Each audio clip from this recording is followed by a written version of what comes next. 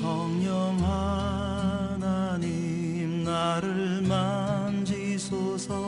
상하고 깨어져 지친 나를 새롭게 하소서. 성령의 바람 시들은 내 영 살리소서.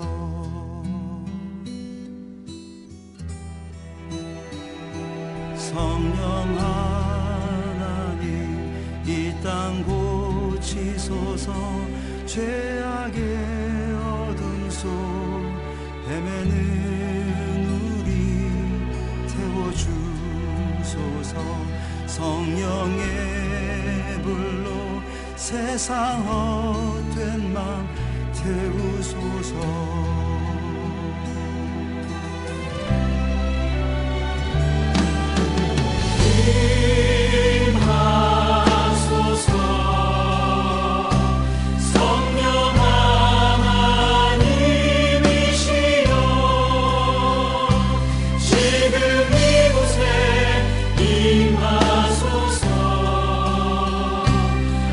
바람처럼 물처럼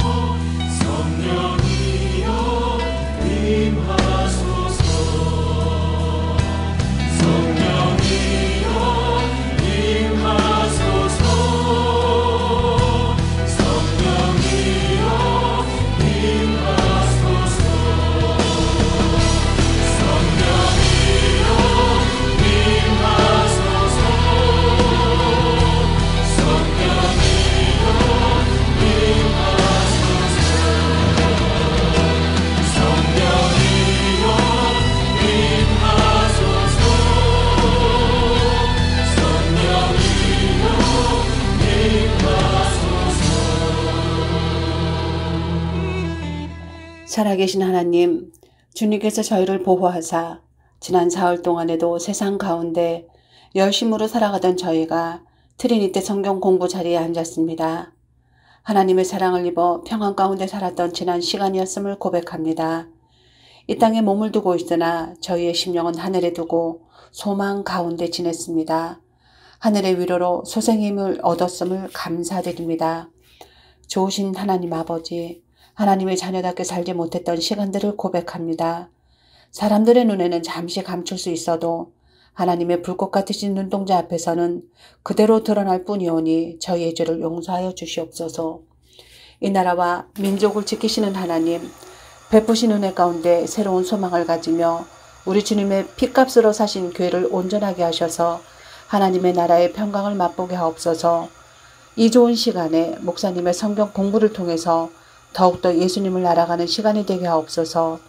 그리하여 모든 성도들의 삶 속에 깊숙이 개입하셔서 이 땅에 예수님의 말씀과 예수님의 정의와 평화를 깃드는 놀라운 역사가 나타나게 하여 주옵소서. 예배의 모든 순간 오직 주님 한 분만 영광 받아주시길 간절히 소망합니다. 언제나 저희를 불쌍히 여겨주시어 하나님의 자비하신 은혜를 충만히 받으며 살아가는 모든 성도들의 꿈인 코로나가 종식되기를 간절히 바라며 거룩하신 예수님의 이름으로 기도드립니다. 아멘. 다 같이 두 손 들고 찬양합니다. 모든 영광을 하나님께,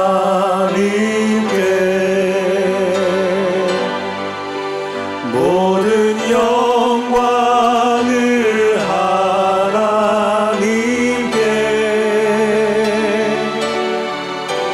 온 마음과 뜻 다해 주 사모합니다. 모든 영광을 하나님께.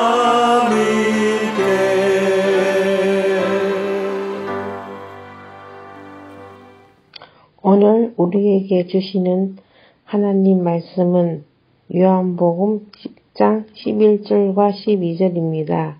제가 봉독해 올리겠습니다. 나는 선한 목자라. 선한 목자는 양들을 위하여 목숨을 버리느거니와 삭구는 목자가 아니요 양도 제 양이 아니라 이리가 오는 것을 보면 양을 버리고 따라나니 우리 이리가 양을 물어가고 또 해치느니라. 아멘. 트리니티 성경 공부에 참여하신 여러분들 주님의 이름으로 환영하고 축복합니다. 오늘 요한복음 세 번째 강의 시간입니다. 성령님께서 우리의 마음과 생각을 주장해 주셔서 이 말씀을 우리가 깨닫고 그리고 우리의 삶에 적용하는 그런 시간이 될 수 있기를 바랍니다. 기도하겠습니다. 하나님 감사합니다. 이 수요 예배 시간에 우리들 트리니티 성경 공부를 하고 있습니다. 아버지 하나님, 우리의 마음과 생각을 주장해 주셔서 오늘 말씀 속에서 하나님께서 우리들에게 말씀하시는 그 하나님의 음성을 그리고 하나님의 뜻을 바로 깨닫는 우리 모두가 되게 하여 주시옵소서. 우리 주 예수 그리스도의 이름으로 간절히 기도하옵나이다. 아멘. 네, 오늘 성경 암송부터 시작을 하겠습니다. 오늘은 제3교구장이신 정형삼 장로님과 안혜진 집사님께서 암송을 해 주시겠습니다. 제3교구 정형삼 장로입니다. 오늘 암송할 성경 구절은 요한복음 10장 11절 12절입니다. 나는 선한 목자라.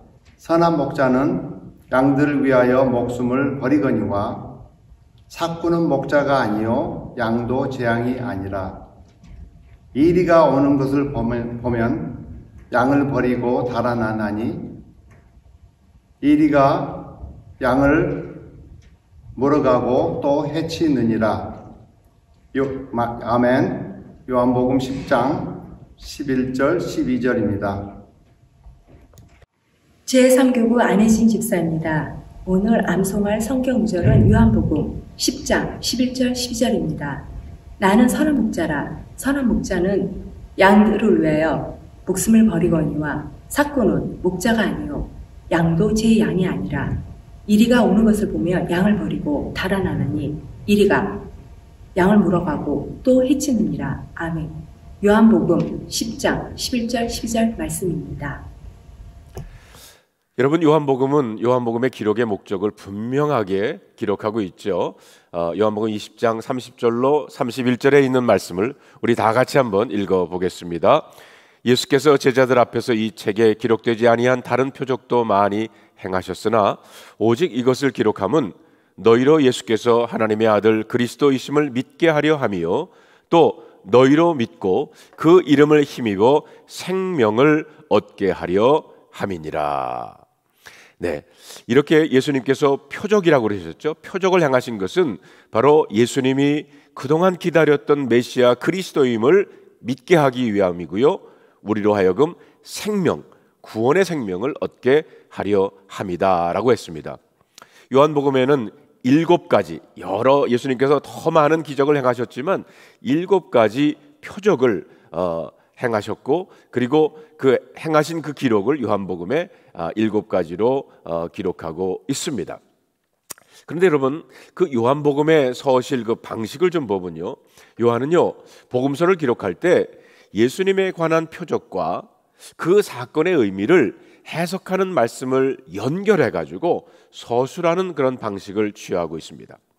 예를 들어서 첫 번째 표적인 가나안 혼인잔치의 그 표적을 보면 물을 포도주로 만드신 그 기적 사건을 통해서 생명을 잃은 껍데기만 남은 유대 종교를 통해 진정한 기쁨을, 구원을 얻지 못함을 주님은 지적하고 있는 겁니다. 그리고 이 사건은 또 다른 사건과 연결이 되죠. 여러분, 요한복음 2장을 계속 읽어보면 예수님께서 성전을 정결하게 하시는 그런 사건이 거기에 나옵니다. 그런데 공관복음에서는 이 사건이 예수님 사역의 마지막 부분에 기록하고 있지만, 그러나 요한은 예수님 공생의 초기에 이 사건을 기록하고 있습니다.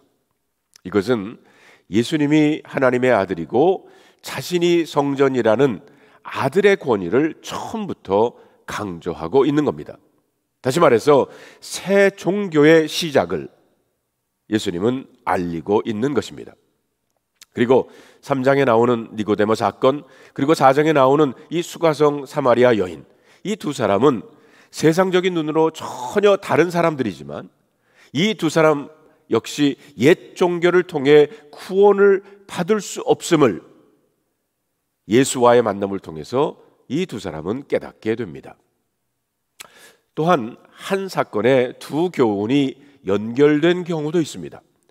9장에 나오는 시각장애인 맹인을 치료하신 사건은 세상의 빛에 관한 가르침인 나는 세상의 빛이다 8장에 나오는 그 말씀과 연결되는 동시에 선한 목자, 나는 선한 목자와 그리고 10장에 나오는 삭군에 관한 가르침과도 연결이 됩니다. 자, 그러면 오늘 우리가 공부할 요한복음 7장부터 12장의 그 구성의 그 요소들을 한번 보시기를 바랍니다. 여러분은 이 도표에 보면 7장부터 그 12장에 나오는 말씀들을 이렇게 표시를 했는데요. 거기 보면 수전절이라고 나오죠. 수전절은 12월에 있는 유대인의 하누카 명절을 뜻합니다. 여러분, 요한복음 10장 22절에 보면 예루살렘의 수전절이 이르니 때는 겨울이라 라고 했습니다. 이 수전절은 마카비오 그 독립전쟁에서 예루살렘 성전을 이제 유대 백성들이 다시 찾게 되고 그것을 기념하는 절기입니다. 그래서 이 절기에는 아이들에게 어른들이 매일 선물을 하나씩 줘요. 성탄과 비슷하죠. 그래서 올해 2021년에는 이 수전절이 하누카가 11월 28일부터 12월 6일까지 유대인들은 이 명절을 지키고 있습니다. 자, 그러면 7장에 나오는 초막절에 대해서 한번 생각해 보시길 원합니다. 유대인 3대 절기 중에 하나인 이 초막절은요 7일 동안 지키는데 올해는 2021년 올해는 9월 27일 지난 월요일이죠. 월요일 날 초막절이 시작이 돼서 지금 유대인들은 초막절을 지내고 있습니다. 이 기간에 유대인들은 임시 거처인 초막을 짓고요, 그곳에 거하면서 이스라엘 조상들의 광야 40년 생활을 기억하고 하나님 앞에 감사를 드립니다. 그래서 이 초막절을 장막절이다 이렇게 칭하기도 합니다. 초막절은 오늘날의 추수감사절과 비슷한 절기로 하나님의 은혜와 복을 기념하는 절기입니다. 올리브, 포도 등 추수하여 저장한 후에 지키는 절기라고 해서 수장절이라고 말하기도 합니다. 이 절기에는 노동이 금지되고요, 첫날과 여덟째 날에 안식하여 성회로 모이게 됩니다. 유대인들은 초막절 마지막 날을 큰 구원의 날로 지켜요. 모든 유대인들은 이 구약의 전통에 따라서 메시아가 바로 이 초막절에 온다고 믿었던 것입니다. 초막절은 실로암 연못으로부터 성전까지 제사장들이 행진이 그 날마다 이어지고요, 그리고 성전의 앞마당에는 엄청나게 많은 횃불들을 세워놓게 됩니다. 그래서 예수님이 빛을 주제로 교훈을 선포하시고 맹인을 고쳐주신 사건과도 연결이 되는 것입니다. 여러분, 6번째 표적이 시각장애인 맹인을 치유하신 사건이 9장에 나오지 않습니까? 자, 그러면 여러분 그 사진을 한번 보세요. 그 실로암의 사진이고요, 그 실로암의 위치가 있는 그 예루살렘을 이제 그려놓은 지도입니다. 자, 그러면 왜 하필 예수님께서 이 맹인 보러 실로암에 가서 시치라고 했을까? 자, 먼저 실로암은요, 히브리어로 샬라흐라고 하는 뜻은 보냄을 받다라는 뜻을 가지고 있어요. 히스기야 왕 시대에 만들어진 것입니다. 기온샘에서 솟아나온 물은 히스기야 터널을 통해서 흘러와서 샘에 고이도록 설계를 했어요. 그 순례자들이 이곳에서 몸을 씻고 성전에 올라갑니다. 예수님의 그 치유 방법을 보면 말씀만으로 치유했던 적도 있죠. 예를 들면 왕의 신하의 아들을 치유했거나 베데스다 연못 38년 된 병자를 치유했을 때는 예수님께서 말로만 치유를 하셨어요. 그런데 오늘 본문에 나오는 이 맹인은 땅에 침을 뱉어서 진흙을 이겨서 그의 눈에 발랐습니다. 그리고 예수님이 실로암에 가서 씻으라고 하셨어요. 그 맹인으로 하여금 말씀에 순종하는 과정을 거치게 했던 겁니다. 육체의 눈만 고치려 한 것이 아니라 그의 근본적인 문제를 해결해서 영혼의 참빛을 찾게 하려는 목적이었던 거죠. 이 맹인은 실로암 못으로 가서 씻는 과정에서 그는 자신을 돌아보고 예수님을 생각할 그런 충분할 시간을 가졌을 것입니다. 여러분, 이 코로나 팬데믹 기간 동안에 어떤 때는 셧다운으로 우리가 밖에 나가지도 못하고 우리 혼자 있는 시간들이 많아졌어요.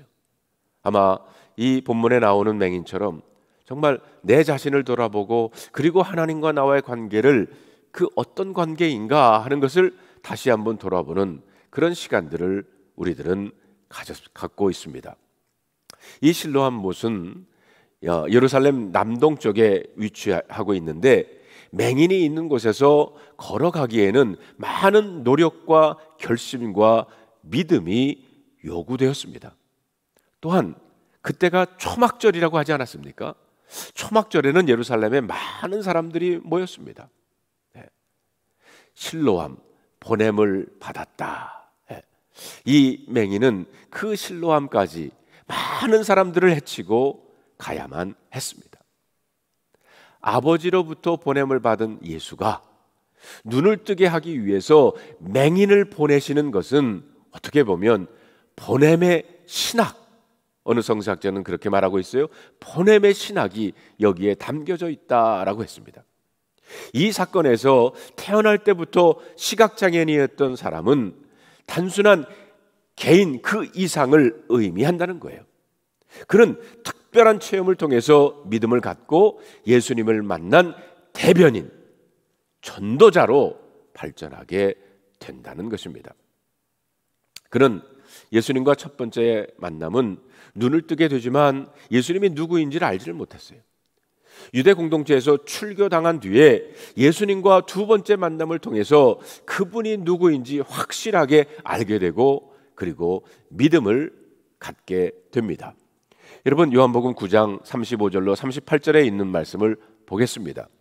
예수께서 그들이 그 사람을 쫓아냈다 하는 말을 들으셨더니 그를 만나사 이르시되 내가 인자 하나님의 아들을 믿느냐? 대답하여 이르되 주여 그가 누구시오니까 내가 믿고자 하나이다. 예수께서 이르시되 내가 그를 보았거니와 지금 너와 말하는 자가 그이니라. 이르되 주여 내가 믿나이다 하고 절하는지라. 이 사건은 박해와 고난 가운데 있는 초대교회 공동체에 특별한 메시지를 전해주고 있습니다. 예수님을 처음 만났을 때보다 고난을 겪은 이후에 이전보다 더 깊은 믿음을 가지고 기회를 얻는다고 하는 그런 메시지를 이 사건을 통해서 주시고 있는 거예요. 그는 태어날 때부터 시각장애인이었던 자로서 받았던 일련의 질문들과 신문 과정을 통해서 예수님을 점점 더 알아가게 되었다는 겁니다. 이 스토리의 전개를 보면 이렇습니다. 그를 회당에서 내쫓은 종교 지도자들의 적대감, 그리고 예수님에 대한 찬성과 반대의 결정을 회피하고자 하는 그 부모에 대한 태도, 출교당할까 봐 그랬습니다. 영적인 시각장애인으로 평가받은 그 당시 종교 지도자들, 그는 이렇게 묻지 않습니까? 당신은 알지 못합니까? 이 모든 것이 하나의 드라마에 기술적으로 어우러져서 영적인 시각장애에 대한 예수님의 가르침을 전달하고 있는 것입니다. 코로나 팬데믹으로 앞날을 제대로 볼 수 없는 시각장애자 같은 이때, 또한 그동안 신앙생활을 습관적으로 해왔던, 그래서 그냥 종교인이 되어버린 듯한 나에게 영적인 눈을 열라고 하는 메시지로 우리들에게 지금도 들려오는 말씀입니다. 이렇게 믿음의 눈이 열리는 사람들, 즉 예수를 하나님의 아들로 믿는 사람들이 있는가 하면 그렇지 못한 사람들도 많았습니다. 요한복음을 믿음의 복음이라고 부릅니다. 그 이유는 영적인 맹인이었던 사람들이 그 당시 종교 지도자인 바리새인, 서기관, 제사장들도 있지만 예수의 형제들도 믿지 않았습니다.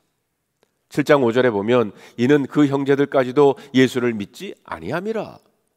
또 7장 40절로 41절에 보면 이 말씀을 들은 무리 중에서 어떤 사람은 이 사람이 참으로 그 선지자라 하며 그 어떤 사람은 그리스도라 하며 어떤 이들은 그리스도가 어찌 갈릴리에서 나오겠느냐 하고 믿지 않았다는 겁니다. 요한복음은 믿는 자와 믿지 않는 자를 여러 가지로 표현을 합니다. 빛과 어두움으로 표현하기도 하고요. 여러분, 이 도표에 보면 그 반대되는 것으로 이렇게 표현을 하고 있지 않습니까? 네. 그런데 이 트리니티 성경 공부를 쓰신 저자인 홍삼열 목사님이 이런 질문을 던집니다. 현재 교회에 다니는 교인들 100%가 하나님께 속한 사람들인가요? 예수님의 사례로 보면 확률이 그리 높지 않다는 겁니다. 예수님의 제자 중 최소 12분의 1이 마귀에 속한 사람이었어요. 가룟 유다 아닙니까? 그래서 6장이 이렇게 끝납니다. 70절로 71절에 보면 예수께서 대답하시되 내가 너희 12를 택하지 아니하였느냐? 그러나 너희 중 한 사람은 마귀니라 하시니, 이 말씀은 가룟 시몬의 아들 유다를 가리키심이라. 그는 12 중에 하나로 예수를 팔 자라라. 제 어머님께서 늘 제게 하시는 말씀 가운데 이런 말씀이 있습니다. 예수님보다 목회 더 잘하려고 하지 말아라. 그 뜻은 여러분, 목회에 힘들어하면 교인들 때문에 또 속상해하고 그럴 때가 있죠. 교회는 얼마든지 믿음 없는 가짜들이 있는 것이 정상이라는 겁니다. 그럴 때 너무 불편해지 말라는 거예요.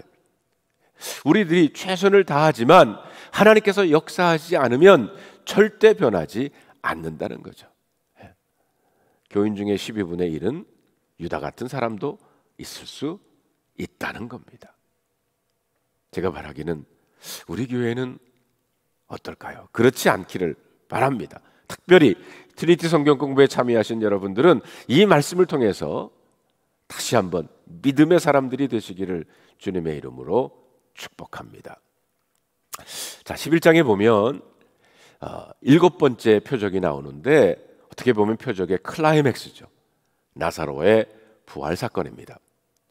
표적이 무엇인지에 대해 다시 정리해드리면 예수 그리스도가 누구시고 그분이 이 땅에서 이루시려고 하신 일이 무엇인지를 가리키는 표시판이 바로 표적입니다. 그런데 사람들은 이 표적들을 그 나타난 현상만 보고 예수님을 오해했어요.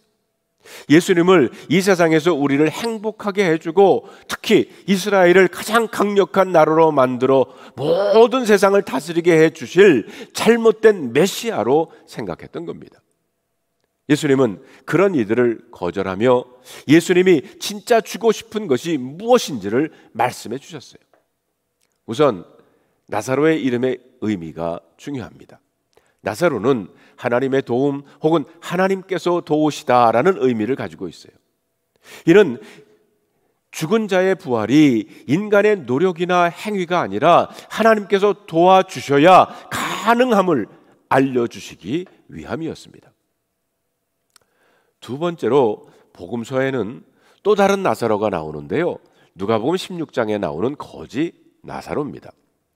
이 비유 끝에는 지옥에서 고통받는 부자가 나사로를 살려주셔서 자기 친족들이 회개하게 해달라고 하는데 아브라함은 그 청을 거절하며 이렇게 얘기합니다. 누가복음 16장 31절에 보면 이르되 모세와 선지자들에게 듣지 아니하면 비록 죽은 자 가운데서 살아나는 자가 있을지라도 고난을 받지 아니하리라 하였다 하시니라.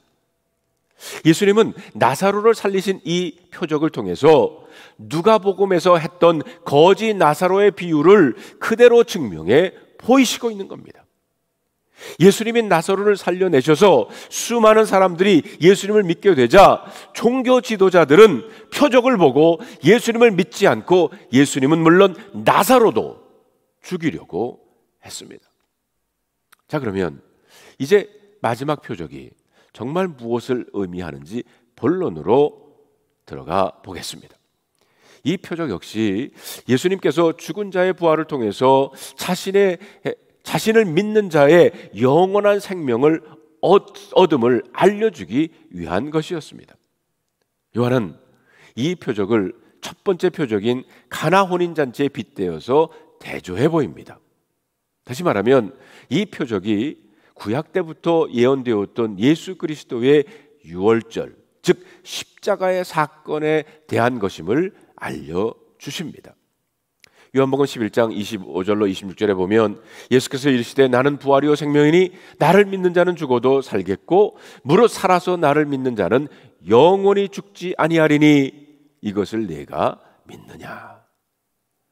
나사로의 죽음과 부활 사건은 11장에 나오는 마리아가 예수님께 향유를 붓고 머리털로 발을 닦았던 여인임을 설명하는 것에서 시작이 됩니다.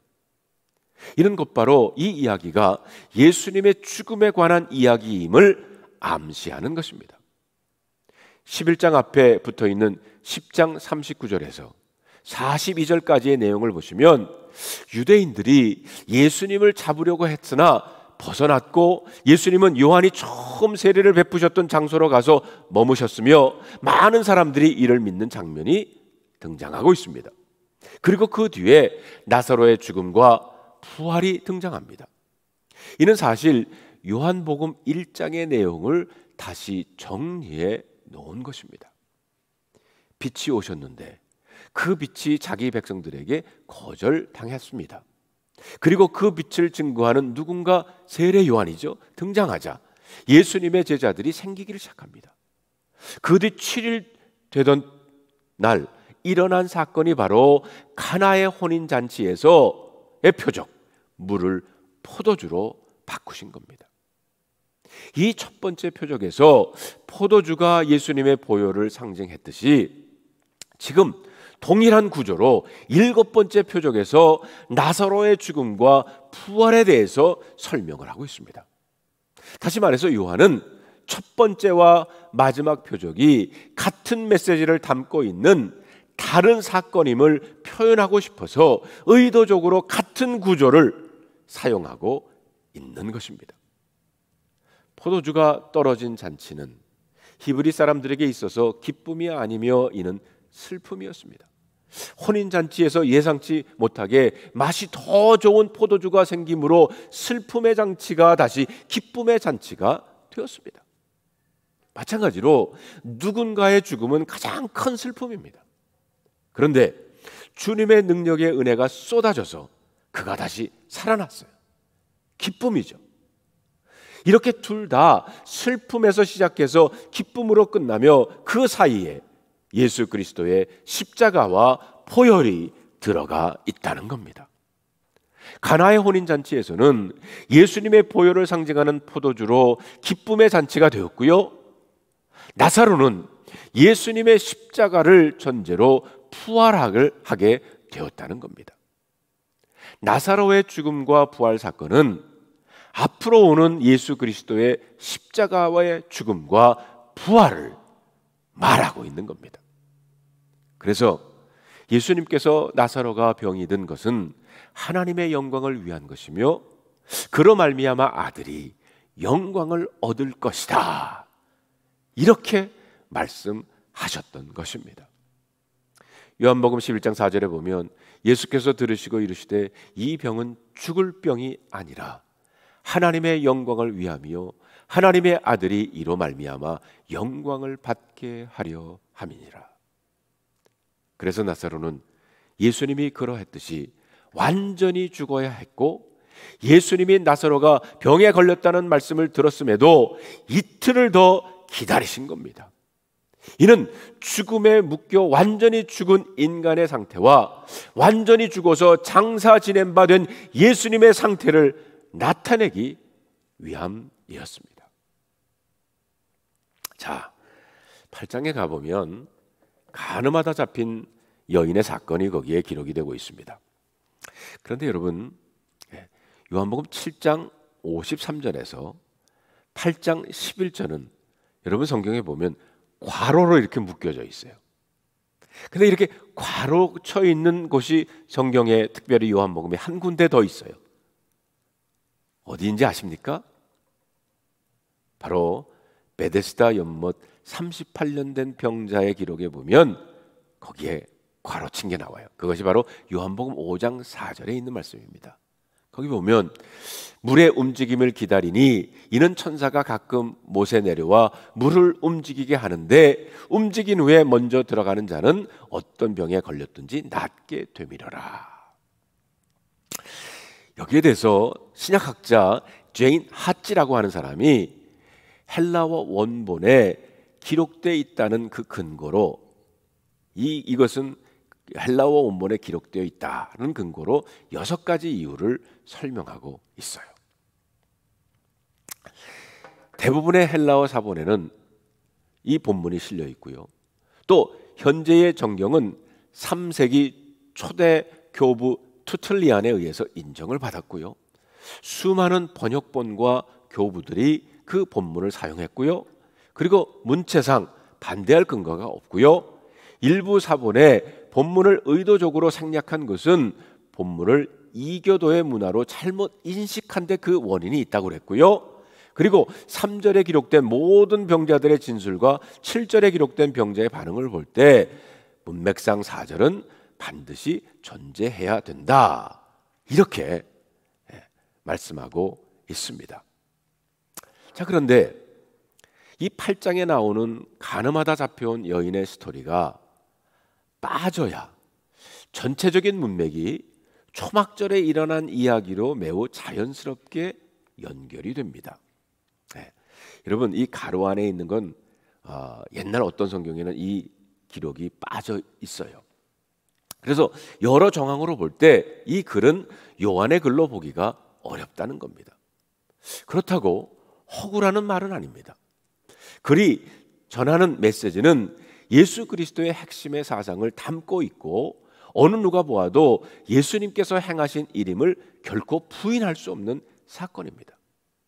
결국 이 사건은 구전을 통해서 독립적으로 전해져 내려오다가 후대에 다른 편집자에 의해서 이곳에 삽입되었다고 보는 의견이 많은 성서학자들의 얘기입니다. 하지만 의문인 것은 왜 이런 은혜로운 이야기를 초대교회의 성경 필사자들은 기록하지 않았을까? 여인의 간음이 부독촉했기 때문일까? 그러나 성경은 성적인 범죄라고 해서 결코 감추지 않았고요. 복음서 여러 곳에서 창녀라는 표현도 자주 등장합니다. 또한 4장 수가성 사마리아 여인의 모습도 그대로 기록하고 있어요. 본문이 초기 사본에 기록되지 않은 이유는 다른 곳에 있습니다.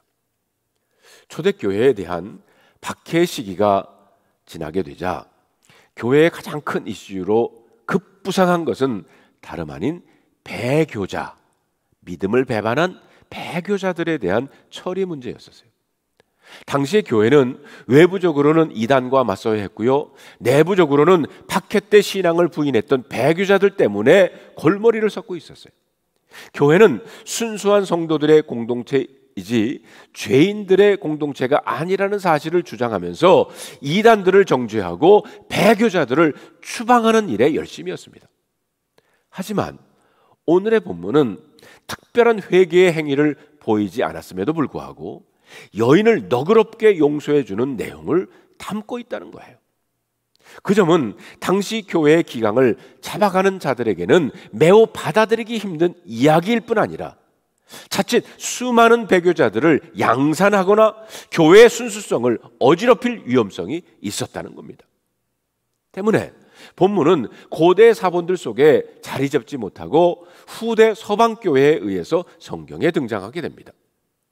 이처럼 본문은 성경 필사자들을 고심하게 만들 정도로 용서에 대한 강한 메시지를 담고 있다는 거예요. 오랫동안 기록되지 못하고 자칫 사라질 위기를 겪었던 이 이야기가 이후에 극적으로 기록되어 우리들에게 전해졌다는 사실은 본문에 대한 하나님의 특별한 관심을 보여주기도 합니다. 특별히 이 이야기를 통해서 반드시 수많은 성도들이 알기 원하시는 하나님의 의중은 무엇인지를 우리는 살펴보자는 겁니다. 이 말씀을 바로 이해하기 위해서 현장에서 간음하는 것이 어떤 죄에 해당하는 것인지 먼저 알아봐야 해요. 유대인들은 간음죄를요 아주 무거운 죄악으로 여겼습니다. 그래서 어떤 랍비는요 이런 말을 한 적이 있어요. 유대인으로 태어난 사람은 누구든지 우상숭배나 살인 그리고 간음죄를 저지르면 저지르기도 전에 반드시 죽어야만 한다. 이렇게 간음죄는 우상숭배나 살인죄와 더불어 가장 경계해야만 할 세 가지 범죄 중에 하나였다는 겁니다. 그런데 간음죄를 저지른 사람들에게 어떤 형벌을 내리는가에는 조금씩 차이가 있어요. 먼저 레위기 20장 10절에 보면 남자가 다른 남자의 아내 곧 자기의 이웃집 아내와 간통하면 간음한 두 남녀는 함께 반드시 사형에 처해야 한다. 표준세번역에 보면 그렇게 기록됩니다. 그러나 여기에서는 어떻게 죽여야 하는지에 대한 사형 방법은 언급하고 있지는 않아요. 신명기 22장 13절로 30절은 이에 대한 사형 방법을 비교적 자세히 기록하고 있습니다. 정원한 여자가 간음을 저지를 경우 꾀인 남자와 여자 모두 성문에 끌어내서 돌로 치라고 되어 있습니다. 이러보건대 유대교의 율법은 간음죄를 저지른 당사자들을 추석형에 처해야 한다는 사실을 말하고 있는 겁니다. 이렇게 예수님 시대의 정통 유대교 율법으로 보면 이 여인은 돌에 맞아 죽을 그런 운명에 놓였습니다. 이 여인은 적어도 유대교 율법으로 보면 빠져나갈 구멍이 전혀 없는 도관에 든 쥐요 새장에 갇힌 새와 같았던 것입니다. 그런데 서기관들과 바리새인들이 이 여인을 하필이면 왜 예수님께 데리고 왔느냐가 중요합니다. 그리고 또한 우리 마음속에 나오는 질문은, 그러면 현장에서 잡혔다 그러면 남자가 있었을 텐데 남자는 도대체 어디 갔느냐는 겁니다. 사실 율법주의자들 제대로 율법을 안 지키고 있어요. 여러분 6절에 이렇게 설명을 합니다. 그들이 이렇게 말함은 고발할 조건을 얻고자 하여 예수를 시험함이러라. 더 정확하게 말해서 서기관들과 바리새인들은요, 예수님을 이러지도 못하고 저러지도 못할 두 가지 딜레마에 빠뜨리기 위해서입니다. 먼저는 예수님께서 모세의 율법대로 돌로 쳐 죽이라고 할 경우 어떻게 되겠습니까? 이 경우 무엇보다도 예수님은 스스로 가르치신 것과 행동이 모순되어서 신뢰받지 못할 분이 되고 마는 겁니다. 원수를 사랑하라고 가르치셨고 죄인을 용서하라고 가르치셨던 예수님께서 간음한 여인을 돌로 쳐 죽이라고 명하시는 것은 앞뒤가 맞지 않습니다. 그리하여 이렇게 모세 율법대로 투석형에 처해라고 할 경우 예수님의 선교에 엄청난 타격이 올 것이 불보듯 뻔한 일입니다. 예수님은 더 이상 죄인의 친구가 될래야 될 수가 없었을 거예요. 또 한 가지, 예수님께서 여인을 돌로 쳐 죽이라고 모세의 율법을 그대로 따르실 경우 그 당시 로마의 국법을 어기게 되는 거예요. 유대인들은 식민 통치하던 그 로마의 국법에 따르려면 유대인들은 그 어떤 사람에게도 사형 선고를 내리거나 직접 사형을 실시할 권리가 없었습니다. 바로 이 때문에 예수님 역시 로마 총독이었던 빌라도에게 사형 선고를 받으셨고요, 로마인의 손에 의해서 십자가형을 받으셨던 겁니다. 그렇다면 여인을 용서해 주라고 말씀하실 경우 또 무슨 문제가 일어납니까? 이 경우 두말할 필요도 없이 모세의 율법을 어기게 될 뿐 아니라 결국 유대인들에게 간음할 것을 권장하는 꼴이 되고 마는 거예요. 그러므로 예수님께서 선뜻 간음한 여인을 용서하라고 말씀하시기도 어렵게 된 것입니다. 결국 예수님은 한편으로 돌로 쳐 죽이라 말씀하실 수도 없었고, 그렇다고 해서 다른 한편으로 쉽게 용서하라고도 말씀하실 수 있는 입장이 아니었다는 겁니다. 이렇게 예수님은 간교한 서기관들과 바리새인들이 파놓은 함정에 꼼짝없이 빠질 수밖에 없는 위험에 놓였습니다. 자, 그러면 예수님은 이 위기를 어떻게 피하셨습니까?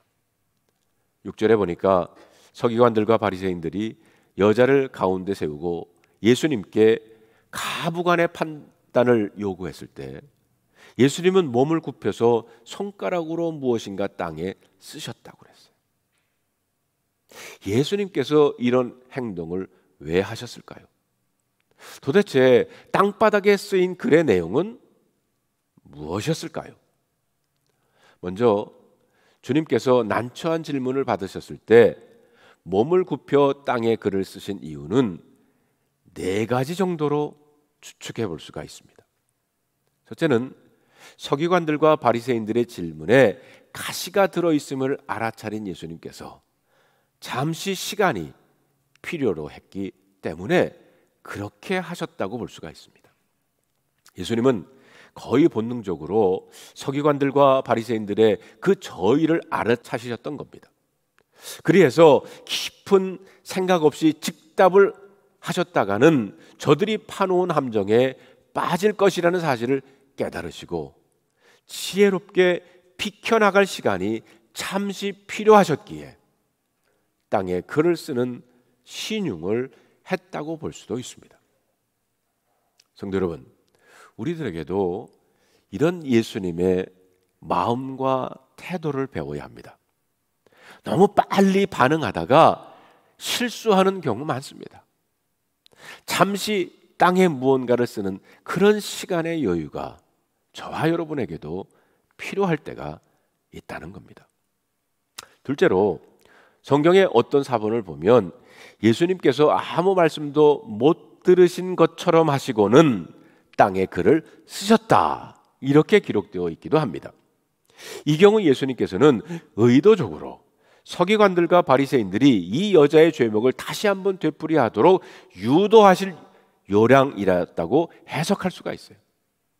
그들이 이렇게 함으로써 얼마나 잔인한 그 야수성을 그들의 마음속에 숨기고 있는가를 스스로 깨닫게 하려고 했다고 볼 수가 있습니다. 셋째로 역사가인 존 실리경은 이 사람을 보라라는 책에서 한 가지 흥미로운 해석을 내놓고 있습니다. 예수님께서 서기관들과 바리새인들의 요구를 받으셨을 때 참을 수 없는 그 수치심에 사로잡히시게 되었다는 거예요. 그래서 청중들의 눈도, 여인을 고소하는 사람들의 눈도, 심지어 당사자인 여인의 눈도 제대로 쳐다보실 수 없었다는 겁니다. 모세의 율법을 걸어 너무나 태연하게 한 인간을 파괴시키려고 하고 있는 서기관들과 바리새인들을 쳐다보시기가 민망스러웠을 것이라는 겁니다. 묘한 호기심이 들떠서 이 장면을 그저 즐기려고만 하는 청중들의 눈길 역시 외면하고 싶었다는 겁니다. 뿐만 아니라 재수가 없어서 현장에서 들켜버린 나머지 서기관들과 바리새인들의 각본에 놀아나는 그 여자 역시 너무나 불쌍해서 똑바로 쳐다볼 수가 없었다는 것입니다. 그리고 넷째로 예수님께서 여자를 고소하는 무리들이 저지른 죄악을 폭로하기 위해서 땅바닥에 그들의 죄를 일일이 다 적으신 것으로 해석할 수 있습니다. 글을 쓰다라는 말은 히라보로 보통 그래핀이라고 쓰는데요. 그런데 오늘 본문에서는 카타그래핀 이렇게 돼 있어요. 그런데 이 카타그래핀은 누군가의 죄를 지적하기 위하여 쓰는 것이라고 해석할 수 있습니다. 다른 사람의 죄는 쉽게 찾아냈지만 자기들이 몰래 저지른 엄청난 죄는 감추고 있는 서기관들과 바리새인들의 죄악을 예수님이 하나하나 쓰셨다는 겁니다. 사실 이 네 가지 해석 방법이 다 가능성이 있지만 그 어느 것도 정확하지는 않습니다. 다만 추측에 불과할 뿐입니다. 왜냐하면 성경 말씀의 그 자체가 그 이유에 대해서 침묵하고 있기 때문입니다. 예수님께서 대답은 하시지 않으시고 땅바닥에 몸을 숙여 글을 써 내려가시자 서기관들과 바리새인들은 계속해서 어떤 결정을 내려야 할지 빨리 말하라고 다그칩니다. 이때 예수님은 정말 하나님의 아들만이 할 수 있는 기가 막힌 대답을 주십니다. 7절에 봅시다. 너희 중에 죄 없는 자가 먼저 돌로 치라. 무슨 말입니까? 그래, 너희가 그렇게도 이 여인을 돌로 치고 싶으냐? 좋다. 그러면 너희 중에 죄 없는 자부터 먼저 이 여자에게 돌을 던져라. 여기서 죄 없는 자라는 말은 히라보로 아나마타테테오스인데 단지 행위에 있어서 죄를 짓지 않는다는 뜻뿐만이 아니라 그 마음과 동기에 있어서도 죄를 품고 있지 않는 상태를 의미하는 거예요. 여러분, 이 세상에 죄를 짓지 않고 사는 사람들이 어디 있습니까? 행위로 혹은 죄를 짓지 않는다 해도 그 마음에까지 죄를 품지 않고 사는 사람은 아마 이 세상에 한 사람도 없을 것입니다. 다른 사람에게는 모세의 율법을 1.N우리도 없이 가혹하게 적용하려고 하면서 정작 자기 자신이 지은 죄에 대해서는 적당히 얼버무리고 합리화시키는 속성이 서기관들과 바리새인들 뿐만 아니라 모든 인간들에게 있다는 겁니다. 특히 서기관들과 바리새인들은 똑같은 간음이라 할지라도 내가 하면 낭만이고 남이 하면 간통이라고 생각했을 겁니다. 이것을 요즘 말로 하면 내로남불이죠. 내가 하면 로맨스, 남이 하면 불륜이에요. 이 세상에 죄 없는 사람은 하나도 없습니다. 바울의 발언 선언처럼 이 세상에 의인은 없나니 하나도 없다. 오직 하나님 한 분만이 죄가 없으시며 거룩하시다라고 했어요. 따라서 오직 하나님 한 분만이 어떤 사람의 죄 있고 죄 없음을 판단하실 수 있다는 거예요. 너희 중에 죄 없는 자가 먼저 돌로 치라. 이 말을 들은 사람들은 비로소 양심의 따끔따끈하게 찔려오는 것을 느꼈을 거예요. 그래서 9절에 보면 다 같이 읽습니다. 그들이 이 말씀을 듣고 양심의 가책을 느껴 어른으로부터 시작하여 젊은이까지 하나씩 하나씩 나가고 오직 예수와 그 가운데 섰는 여자만 남았더라. 이것은 나이 많은 사람이 젊은 사람보다 죄가 더 많다는 사실을 암시하기도 하죠. 생각해 보세요. 세월의 두께가 두꺼워지면 두꺼워질수록 죄도 역시 비례해지지 않겠습니까? 결국 예수님과 간음한 여인을 둘러싸고 있었던 모든 사람들이 사라져 버렸어요. 참으로 통쾌한 일이 아닐 수 없습니다. 예수님을 올무에 빠뜨리려고 눈이 벌게 있던 서기관들과 바리새인들이 전혀 예상치 못한 일격을 맞았던 거예요. 예수님은 당신을 기다리고 있었던 함정을 극적으로 비켜 나가셨을 뿐만이 아니라 깊이 잠자고 있었던 저들의 양심까지도 깨우실 수 있었던 것입니다. 여인과 단둘이 남았게 된 예수님께서 뭐라고 말씀을 하십니까? 10절과 11절에 보니까 예수께서 일어나사 여자 외에는 아무도 없는 것을 보시고 이르시되 여자여 너를 고발하던 사람 그들이 어디 있느냐? 너를 정죄한 자가 없느냐? 대답하되 주여 없나이다. 예수께서 이르시되 나도 너를 정죄하지 아니하노니 가서 다시는 죄를 범하지 말라 하시니라. 세상 사람들은 이 여자를 정죄할 수 없었습니다. 그래서 주님도 이 여자를 정죄하지 않겠다고 말씀을 하십니다. 그러나 가장 중요한 말씀은 11절 후반에 나와요. 가서 다시는 죄를 범하지 말라. 이것은 예수님께서 무조건 죄를 용서해 주셨다는 말씀이 아니라 최후의 판단을 유보하신다는 것을 해석할 수가 있어요. 이 여자에게 죄를 짓지 않고 변화될 또 한 번의 기회를 주셨다는 거예요. 만일 이 여인이 또다시 죄를 저지르면 그때는 주님께서 책망하실 수 있음을 암시하는 말씀이기도 합니다. 그러므로 우리가 주의해서 봐야 할 것은 용서받은 여인이 다시는 똑같은 죄를 짓지 말라고 당부하시는 예수님의 모습입니다. 저는 동성애자 이슈에 대해서 이 본문으로 이해해 보자고 합니다. 우리는 동성애자들을 정죄하지 말아야 합니다. 그들을 돌로 칠 수 있는 사람은 없어요. 그들도 하나님의 사랑이 필요한 우리들의 이웃입니다. 그러나 분명히 동성애는 죄이기에 가서 다시는 죄를 범하지 말라. 이렇게 주님은 말씀하고 있는 것입니다.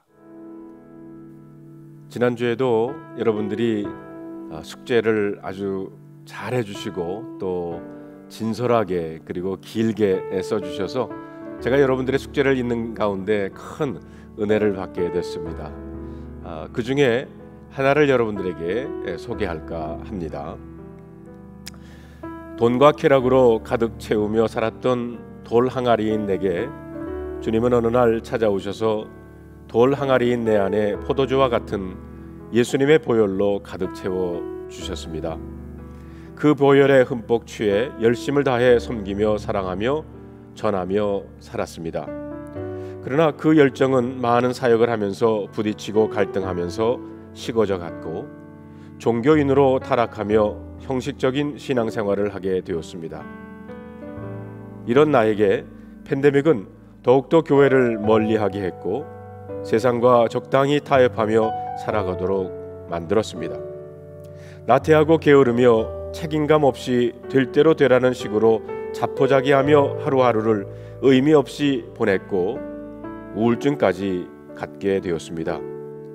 가끔 선교부 식구들과 교제하며 지냈는데 그때마다 예배 참석을 권유받았고 다시금 예배 참석하여 성경 공부도 시작하게 되었습니다. 물이 변하여 포도주가 되게 하신 예수님의 표적을 묵상해 봅니다. 물로 채워져 있는 돌 항아리 안에 내 모습을 비춰 보았을 때는 추한 내 모습만 보이고 포도주 같은 주님의 보혈로 채워진 항아리 안 내 모습은 성령에 취한 성령의 사람으로 보이듯이 돌 항아리인 내 안에 예수님의 보혈로 가득하여 예배가 회복되고 모든 관계들이 회복되어 하나님의 기쁨이 되기를 간절히 소망합니다. 이렇게 답해 주신 여러분들께 감사를 드리고 이번 주 숙제는요 나눔과 성찰 6번 문제입니다. 요한복음 8장에 나오는 음행 중에 잡혀온 여인 혹은 그와 같은 사람이 현재 내 앞에 있다면 나는 예수님같이 그녀에게 기회를 줄 수 있을까? 다시 한번 올바르게 살아갈 기회를 줄 수 있는가? 라는 질문입니다. 여러분 거기에 답은 정답이 있는 게 아닙니다. 여러분의 마음에 진솔한 마음을 한번 적어보시고 또 제가 그것을 읽는 기대감으로 또 여러분들의 숙제를 읽고 또 여러분들과 나누기를 원합니다. 기도하겠습니다. 하나님 감사합니다. 오늘 저희들 요한복음을 통해서 다시 한번 그 예수님의 사랑을, 그 예수님의 오심을, 그리고 그 예수님이 나의 구세주이시고 그리고 나에게 주실 생명이심을 다시 한번 깨닫게 하심을 감사드립니다. 아버지 하나님, 우리들도 우리의 삶 가운데 그 예수의 향기를 내며 살아가는 우리 모두가 되게 하여 주시옵소서. 우리 주 예수 그리스도의 이름으로 간절히 기도하옵나이다. 아멘. 이제 다 일어나셔서 우리 결단의 찬양 함께 부르시겠습니다. 주님 한 분밖에는 아는 사람 없어요. 가슴 깊이 숨어 있는 주를 사랑하는 말, 주님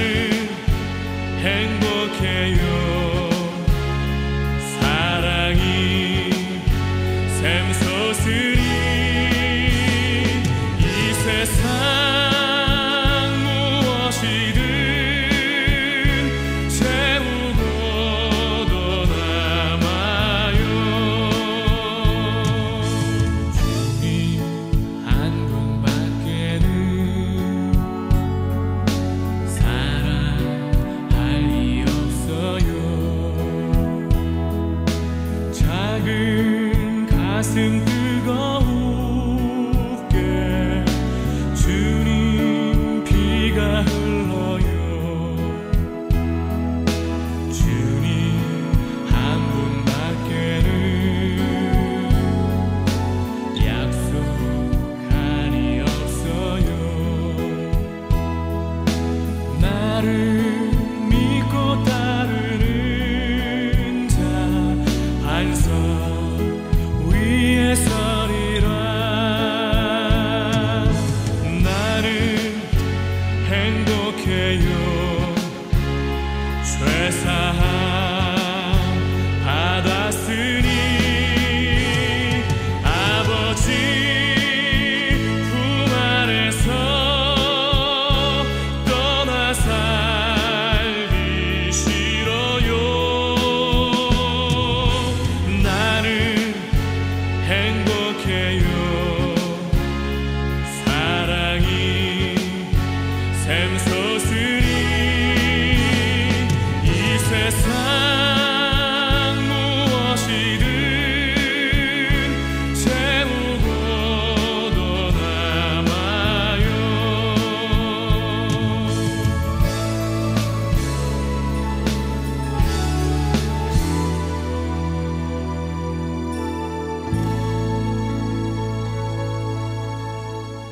이제는 우리 주 예수 그리스도의 은혜와 하나님 아버지의 지극하신 사랑하심과 성령의 감화 감동하심이 수요 예배를 통해서 트리니티 성경 공부를 통해서 요한복음을 통해서 다시 한번 주님을 알게 되고 그분을 우리의 마음속에 간직하고 일어서는 주님의 사랑하는 백성들 위해 함께하여 주시옵기를 우리 주 예수 그리스도의 이름으로 축원하옵나이다.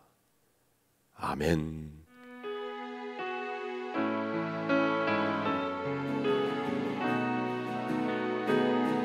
두 손 들고 찬양합니다. 두 손 들고 찬양합니다. 오실 왕 여호와께 주만이 나를 다스리네. 나 주님만을 섬기니 헛된 마음